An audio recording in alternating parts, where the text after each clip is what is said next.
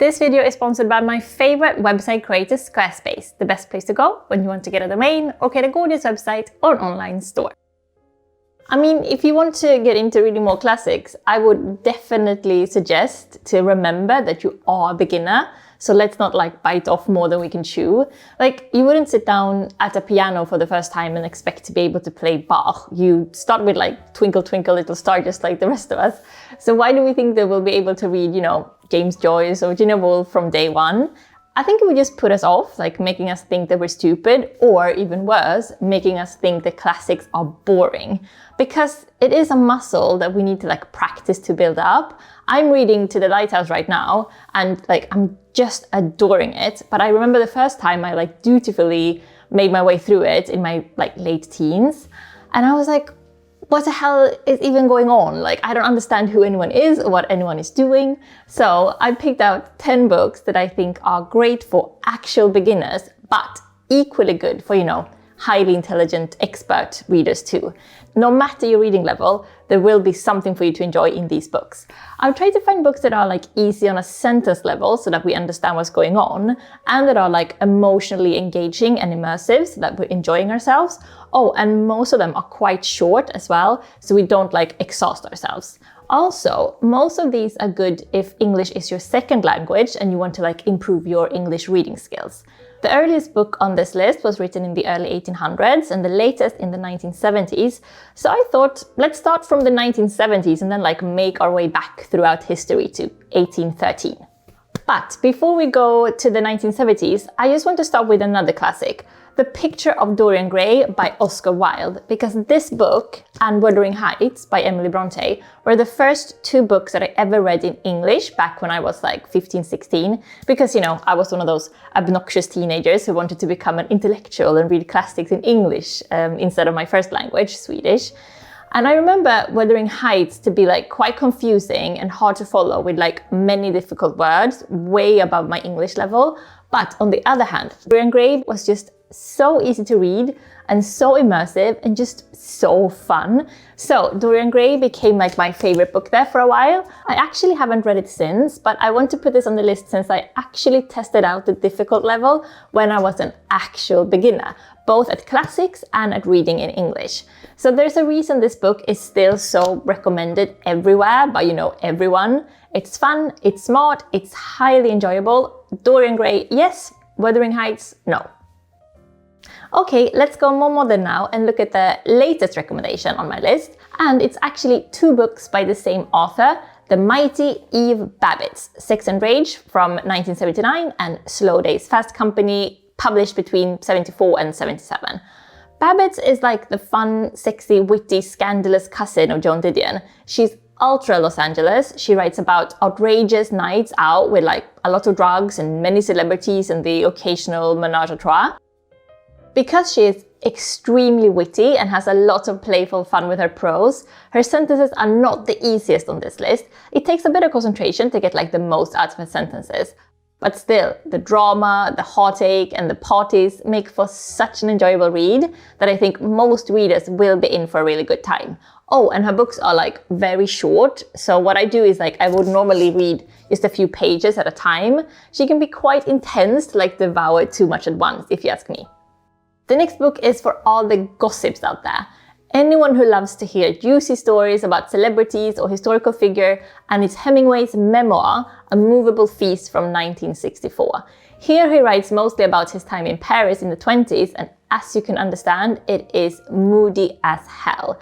I mean, is there a more romantic time to write about than Paris in the 20s? We get guest appearances from F. Scott Fitzgerald, Gertrude Stein, Ezra Pound, and so many more icons of that time. Be warned though, it seems Hemingway fabricates and exaggerates a lot, so read anything he writes with a healthy pinch of salt. He is not a reliable narrator. Even so, if you read it as a lovely piece of fiction, it is a beautiful read. I think one of the reasons Hemingway is one of the biggest and most well-loved authors of our time is because of his extremely simple and pared-back prose. A 12-year-old could read him and understand him perfectly fine. And that's why I've picked his book for this list today, even though Hemingway isn't a personal favorite, let's be honest. Still, A Movable Feast is a gorgeous read, and the simplicity doesn't mean that his prose isn't beautiful.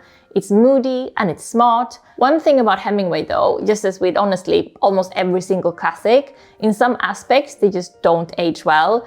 Sexism, racism, animal cruelty, homophobia, working class phobia, and so on and so on. So if we're going to read classics, we kind of just have to deal with some nastiness. There's really nothing we can do about that. So, I mean, it is what it is. Here's a short but absolutely lovely little gem, Truman Capote's Breakfast at Tiffany's from 1958.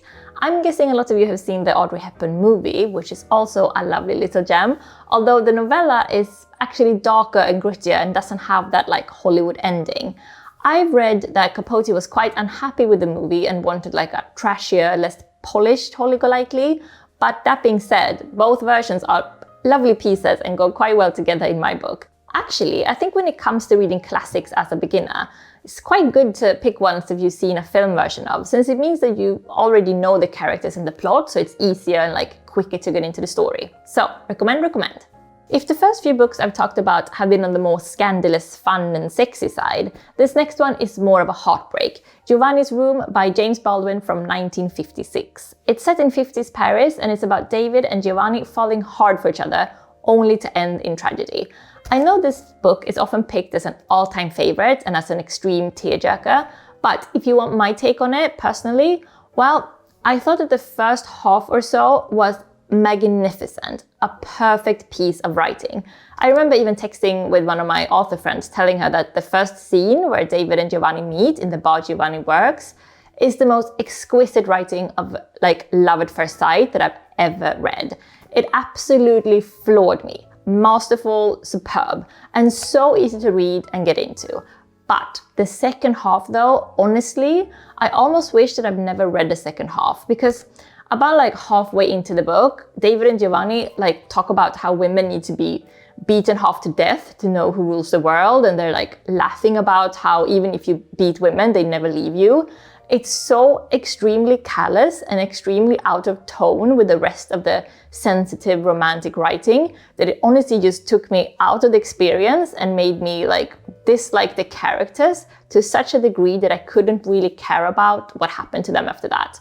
So yes, like I said, sexism, racism, etc. The classics are filled with this stuff, and I find it so confusing that writers who are so sensitive, so like utterly in tune with humanity, writing with such empathy and beauty, all of a sudden write about people of another gender or sexuality or ethnicity with such cruelty and insensitivity. Mind-boggling stuff. Anyway, read the first half of it and tell me what you think.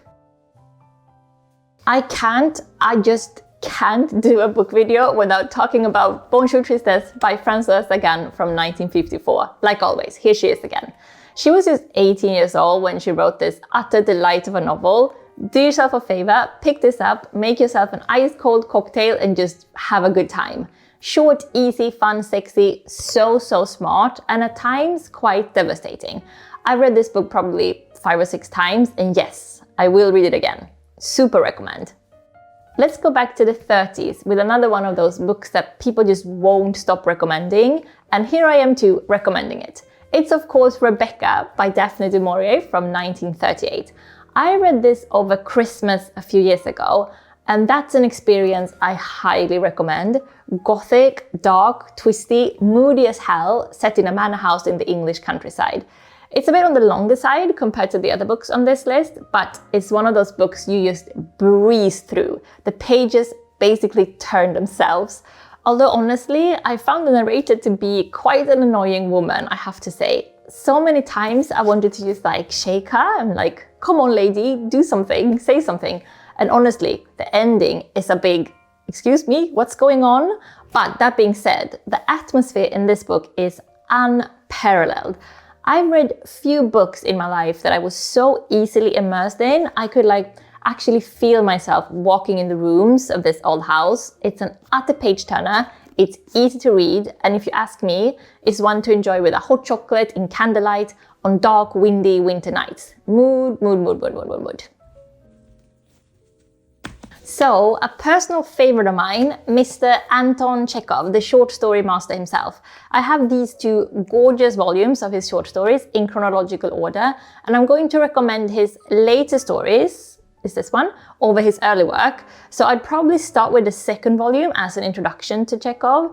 I'm putting him here on this list because his prose is very simple and easy to understand, and also because they're short stories, so you can get like a bite-sized classic without feeling like you're exhausting yourself with these like humongous masterpieces like War and Peace or the Brothers Karamazov or In Search of Lost Time. Full disclosure, I've only read 2/3 of War and Peace before giving up, and maybe 1/4 of In Search of Lost Time. Karamazov I haven't even tried yet. Back to Chekhov, why he's one of my personal favorites is because he writes in a way that like vibrates perfectly on my frequency. Beautiful, sensitive, small, delicate moments where nothing much happens, but with this like massive life-altering effect on the characters. Often when I read Chekhov, I find myself feeling like touched or like emotional without knowing exactly why.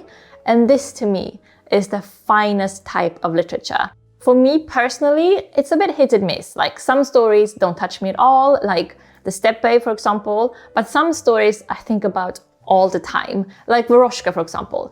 Actually, I think about that story so much, I even put a reference to it in my own novel, where Luke and Sam read Chekhov together, and Luke especially falls in love with this little sensitive gem of a story. Because, as those of you who've read my book will already know, Luke is nothing if not a highly sensitive young man, isn't he?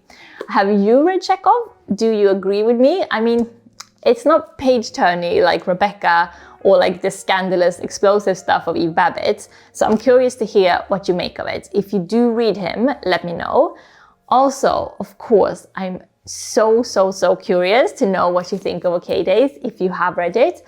There's nothing I love more than hearing from you about what you think of my novel, or like seeing photos of when you're reading it at home. It's so surreal. Can you believe it's been out almost 6 months already? Time really flies. Speaking of the Brothers Karamazov, one of the first classics I read when I was around maybe 16, 17-ish was that all-time classic of classics, Crime and Punishment from 1866 by, of course, the one and only Fyodor Dostoevsky. Again, this story has stood the test of time because not only is it psychologically so astute and atmospherically so thick, it's also a very easy read regarding the prose. And it's not nearly as long as Karamazov or The Idiot, although it's not short, that's for sure. Okay, so it's easy to read and very immersive, but a fair warning, I have read quite a few books in my time that has made me feel nauseous or sick to my stomach. Only one book has ever made me actually vomit though, and that is Crime and Punishment. There is one scene with such an extreme act of animal cruelty in it that I had to be sick, like physically sick. So it's not a cozy winter evening hot chocolate type of read, that's for sure. So finally, our oldest book of the bunch today, and it is, of course, our woman, queen of the pen, goddess herself, Jane Austen. We of course have her most beloved novel of all time, Pride and Prejudice, one of the most read novels ever. I have it in Swedish here, which is just like the perfect place to start for anyone wanting to get into 19th century classics. Because most of us have seen one of the screen adaptations and we already know the characters and mood already. I have to say though, can I please like beat my little drum for one of her latest novels, Persuasion from 1818. Whoop. Actually, it was published like posthumously? Is that how you say it? 1 year after Austen's death, because she died in 1817, I think. So it's a bit more serious maybe, a little darker, but still whip smart and enjoyable and like very Austen-esque. Also, it's a short one, so a nice little delight for a romantic reading weekend at home. Recommend. So, have you read any of these, or did anything catch your fancy that you might want to give a go? Please tell me in the comments, and also do tell me which was the first ever classic that you read, and did you enjoy it, or was it like above your reading level? Because like it's totally okay to be a beginner, and let's not like force ourselves to read James Joyce or Shakespeare or Gertrude Stein before we're like limbered up with some good Oscar Wilde and Big Sister Austen.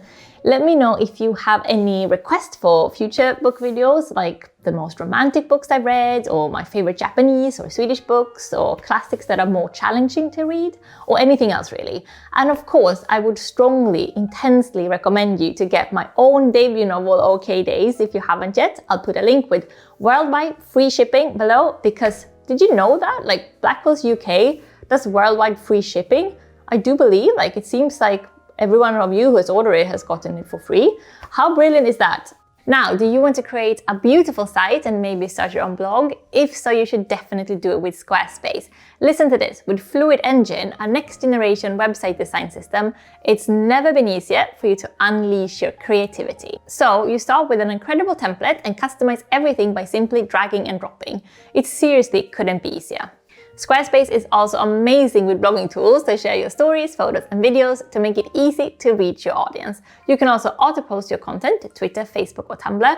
They also have great traffic analytics so that you can see how many people are visiting your site, how long they're staying for, where they're coming from and what they're interested in, like travel or languages or maybe fashion, for example. So what are you waiting for? Go get your free trial today at squarespace.com, and when you're ready to launch, go to squarespace.com/chillimustard to get 10% off your first purchase of our website or domain. I think that's it for today. Thank you so much for talking books with me, and see you in the comments. Peace, peace.